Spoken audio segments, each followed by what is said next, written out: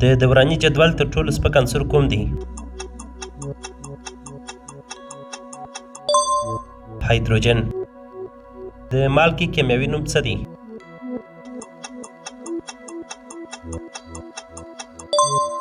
سوډیم کلوراید.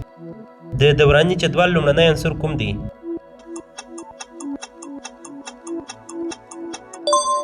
هایدروجن.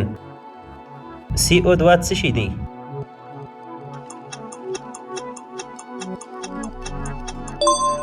کاربن ډای اکساید. د سوځیدو لپاره کوم څه ضروري دي؟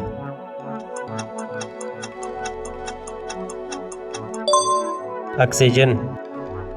اسیدونه څه ډول خوند لري؟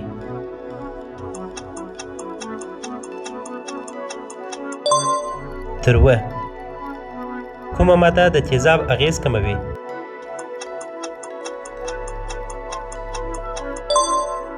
القلي.